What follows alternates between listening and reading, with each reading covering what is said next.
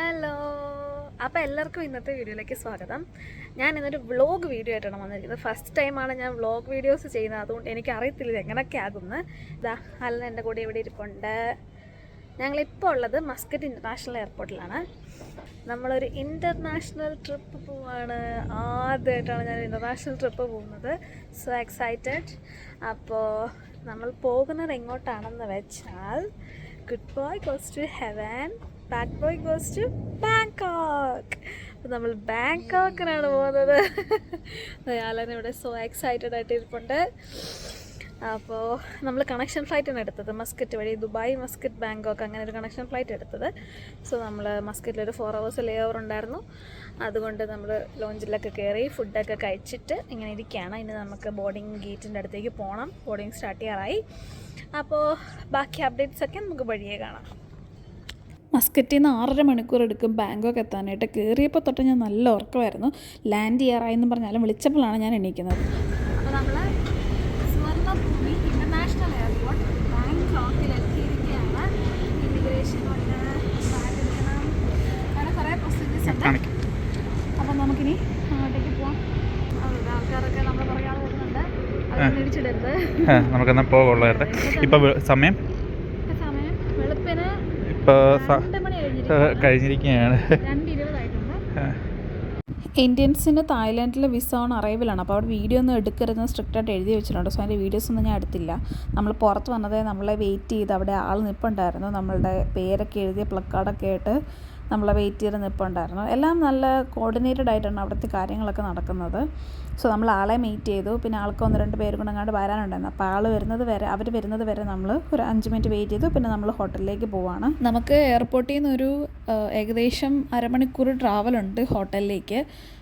വെളുപ്പിന് 3 മണി ടൈം ആണെങ്കിൽ പോലും റോഡിലെ വണ്ടികൾക്കൊന്നും ഒരു കുറവുമില്ല. പിന്നെ നമ്മൾ ഇത്രയും ട്രാവൽ ചെയ്ത് ക്ഷീണിച്ച് വന്നതുകൊണ്ട് നമുക്ക് റൂമിൽ ചെന്ന് കിടന്നാൽ മതി എന്നുള്ളൊരു ആറ്റിറ്റ്യൂഡായിരുന്നു ആ ഒരു ടൈമിൽ.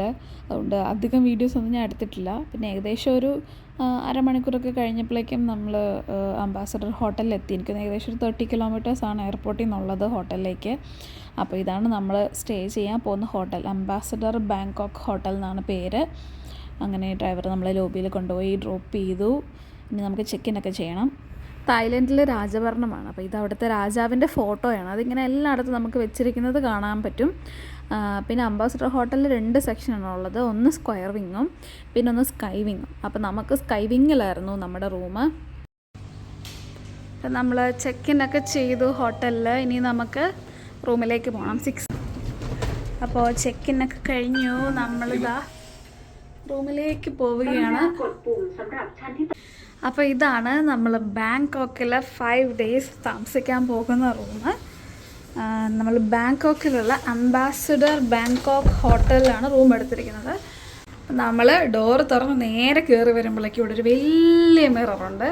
നല്ല മിറർ എനിക്ക് ഇഷ്ടപ്പെട്ടു. ഞാൻ എപ്പോഴും ആലിനോട് പറഞ്ഞു എനിക്ക് റൂമിൽ ഇതുപോലെ വലിയൊരു മിറർ വേണമെന്ന്. അപ്പോൾ അതാണ്. ഇതൊരു പാസേജാണ് കേട്ടോ. അതിൻ്റെ ലെഫ്റ്റ് സൈഡിലൊരു വാഷ്റൂമുണ്ട്.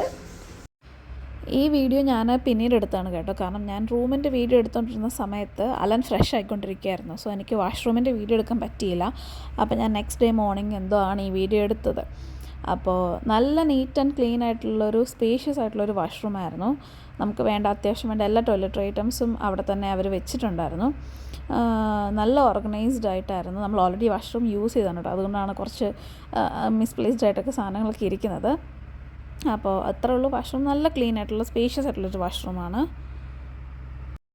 റൈറ്റ് സൈഡിൽ നമുക്കൊരു സ്റ്റോറേജ് സ്പേസാണ് വരുന്നത്. ഇവിടെ നമുക്ക് ഡ്രസ്സൊക്കെ തൂക്കിയിടാൻ. മേളിലും സ്പേസ് ഉണ്ട്. താഴെ ഞങ്ങൾ ലഗേജൊക്കെ കൊണ്ട് വെച്ചിട്ടുണ്ട്. അങ്ങനെ അതിന് അവിടെ ഒരു സേഫ് ഉണ്ട്. നല്ല അത്യാവശ്യം സ്പേഷ്യസ് ആയിട്ടുള്ളൊരു വാർഡ്രോബാണ്. കണ്ടോ, അതാണ് സേഫ്. അപ്പോൾ നമ്മുടെ വില പിടിച്ച സാധനങ്ങളൊക്കെ നമ്മൾ പുറത്ത് പോകുമ്പോൾ നമുക്ക് അതിൻ്റെ അകത്ത് വെച്ച് ലോക്ക് ചെയ്തിട്ട് പോകാം. പിന്നെ നമ്മൾ നേരെ കയറി വരുന്ന റൂമിലേക്കാണ്. ഇതിൻ്റെ റൈറ്റ് സൈഡിൽ നമുക്ക് ലഗേജ് വെക്കാനായിട്ടുള്ളൊരു സ്പേസ് ഉണ്ട്. നമ്മൾ അതിൻ്റെ ഇടയിൽ ഷൂസൊക്കെ വെച്ചിട്ടുണ്ട്. പിന്നെ ഇവിടെ ഒരു നീളത്തിലുള്ളൊരു ടേബിളുണ്ട്. അവിടെ ഒരു TV ഉണ്ട്. പിന്നെ ഒരു വർക്ക് സ്പേസ് പോലെ ഒരു ചെയറൊക്കെ ആയിട്ട്. പിന്നെ ഇവിടെ നല്ലൊരു കണ്ണാടിയുണ്ട്. മേ ബി ഒരു ഡ്രസ്സിങ് ടേബിൾ പോലത്തെ ഒരു സെറ്റപ്പിൽ അവർ ആക്കിയതായിരിക്കും. ഇവിടെ നിന്ന് നമുക്ക് രാവിലെ മേക്കപ്പൊക്കെ ചെയ്യാൻ പുറത്തൊക്കെ പോകാനായിട്ട്. പിന്നെ ഇവിടെ നമ്മുടെ ടീ ഒക്കെ ഇട്ട് ഇടാനുള്ളൊരു ഏരിയ ഉണ്ട്. പിന്നെ എനിക്ക് ഏറ്റവും ഇഷ്ടപ്പെട്ടത് ഈ ഒരു സോഫ ആണ് കേട്ടോ. നല്ലൊരു ഇതാണ്. കാരണം നമുക്ക് നോർമലി ഹോട്ടൽസിലൊക്കെ നമ്മളിപ്പോൾ ബെഡിൽ തന്നെയല്ലേ ഇരിക്കാറ്. ഇതിപ്പോൾ നമുക്ക് ഇതിൽ ഇരിക്കാം, ഇവിടെ നിന്ന് ചായ കുടിക്കാം. പിന്നെ ഈ കർട്ടൻ മാറ്റിയാൽ നല്ല വ്യൂ ആണ്. ഇപ്പം വെളുപ്പിന് 4 മണിയാണ് ഇവിടുത്തെ സമയം. ഞങ്ങൾ ചെക്കിനൊക്കെ ചെയ്ത് വന്ന് കയറിയതേ ഉള്ളൂ. അപ്പോൾ ഞാൻ പകൽ എപ്പോഴെങ്കിലും കർട്ടൻ മാറ്റിയിട്ടുള്ളൊരു വീഡിയോ കാണിക്കാം. ഇപ്പോൾ കർട്ടൻ മാറ്റിയുള്ള വ്യൂ ഒന്നും കാണാൻ പറ്റില്ല എന്ന് എനിക്ക് തോന്നുന്നു.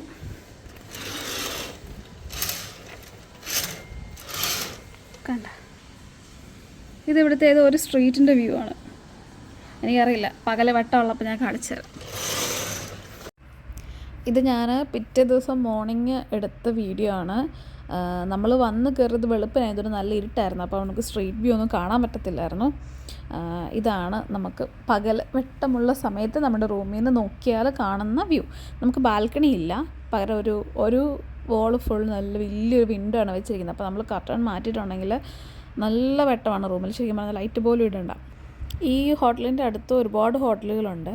പിന്നെ നമുക്ക് താഴെ ഒരു ഗ്രില്ല് പോലെ കാണുന്നത് കുറേ ചെടികളൊക്കെ നട്ട് വെച്ചിരിക്കുന്നതാണ്. കപ്പളവും അങ്ങനെ കുറേ ചെടികളുണ്ട് അവിടെ.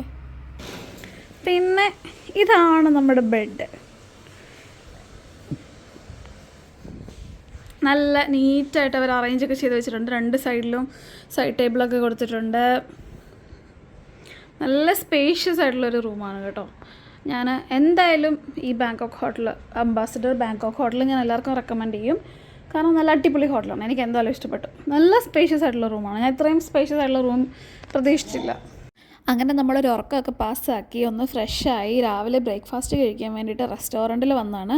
നല്ല വിശാലമായൊരു റെസ്റ്റോറൻറ്റാണ്. താഴത്തെ ഒരു ഫ്ലോറുണ്ട്, മേലൊരു സെപ്പറേറ്റ് ഫ്ലോറുണ്ട്. എത്ര പേര് വന്നാലും അക്കോമഡേറ്റ് ചെയ്യാൻ പറ്റിയ നല്ല സ്പേഷ്യസ് ആയിട്ടുള്ളൊരു റെസ്റ്റോറൻറ്റാണ്. പിന്നെ നമുക്ക് ബ്രേക്ക്ഫാസ്റ്റ് ടൈമിംഗ് വന്നത് രാവിലെ 6 തൊട്ട് 10:30 വരെയാണ്. പിന്നെ നമുക്ക് പാക്കേജിൻ്റെ കൂടെ ഓൾറെഡി കോംപ്ലിമെൻ്ററി ബ്രേക്ക്ഫാസ്റ്റ് ഇൻക്ലൂഡഡ് ആയിരുന്നു. അവിടെ ഒരു ബുഫേ സിസ്റ്റം ആയിരുന്നു. എല്ലാ ടൈപ്സ് ഓഫ് ജ്യൂസസ് ഉണ്ടായിരുന്നു.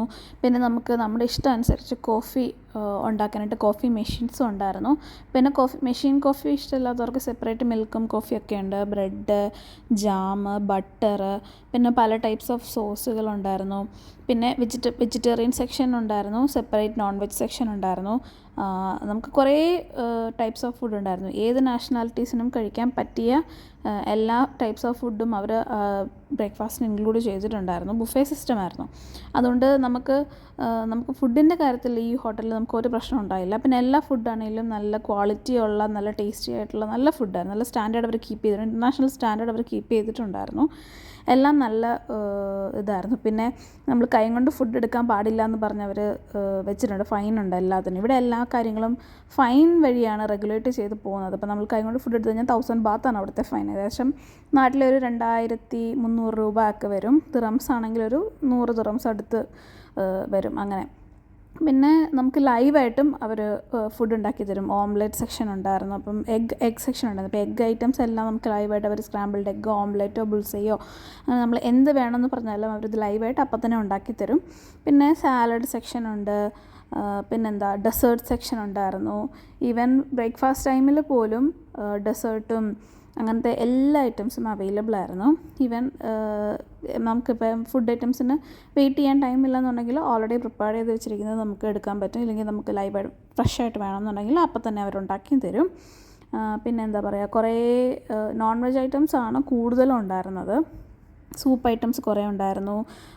പിന്നെ ഇപ്പോൾ ഇങ്ങനത്തെ ഫുഡൊന്നും ലൈറ്റായിട്ട് ബ്രേക്ക്ഫാസ്റ്റ് വേണം എന്നുള്ളവർക്ക് ഓട്സും പിന്നെന്താ അങ്ങനത്തെ ഫാസ്റ്റായിട്ട് നമുക്ക് പെട്ടെന്ന് ഉണ്ടാക്കാൻ പറ്റിയ അങ്ങനത്തെ ടൈപ്സ് ഐറ്റംസ് ഉണ്ടായിരുന്നു. ബ്രെഡ് ഐറ്റംസ് കുറേ ഉണ്ടായിരുന്നു. പിന്നെ ഡെസേർട്ട്സ് ഉണ്ടായിരുന്നു. നമുക്ക് ബ്രെഡ് ഈവൻ ടോസ്റ്റ് ചെയ്താണെങ്കിൽ പോലും കഴിക്കാനുള്ള ടോസ്റ്റിംഗ് മെഷീനും ഒക്കെ അവൈലബിൾ ആയിരുന്നു. പിന്നെ ലാസ്റ്റ് നമുക്ക് കഴിക്കാനായിട്ട് ഫ്രൂട്ട്സൊക്കെ ഇഷ്ടംപോലെ ഉണ്ടായിരുന്നു. തണ്ണിമത്തൻ ഉണ്ടായിരുന്നു, ആപ്പിൾ, പേരയ്ക്ക. അത് ഓരോ ദിവസവും ചെറിയ ചെറിയ വ്യത്യാസങ്ങളുണ്ടാവും മെനുവിൽ. ഫ്രൂട്ട്സിൻ്റെ അവൈലബിലിറ്റി അനുസരിച്ചും പിന്നെ ഓരോ ഫുഡിൻ്റെ അവൈലബിലിറ്റി അനുസരിച്ചൊക്കെ ആയിരിക്കും. അങ്ങനെ എന്തായാലും നല്ല നല്ല ക്വാളിറ്റിയുള്ള ഫുഡായിരുന്നു. നല്ല സ്റ്റാൻഡേർഡ് കീപ്പ് ചെയ്തിട്ടുണ്ടായിരുന്നു അവർ. അലൻ ഇവിടെ ഓൾറെഡി പരിപാടി സ്റ്റാർട്ട് ചെയ്തിട്ടുണ്ട്. അപ്പം ഞങ്ങൾ ബ്രേക്ക്ഫാസ്റ്റൊക്കെ കഴിക്കട്ടെ. നമ്മുടെ തായ്ലൻഡ് സീരീസിൻ്റെ ബാക്കി വീഡിയോസൊക്കെ പുറകെ വരുന്നതായിരിക്കും. അപ്പോൾ ആരും മിസ് ചെയ്യാതെ എല്ലാ വീഡിയോസും കാണുക. അപ്പോൾ നെക്സ്റ്റ് വീഡിയോയിൽ കാണുന്നതായിരിക്കും. എല്ലാവർക്കും ബൈ ബൈ.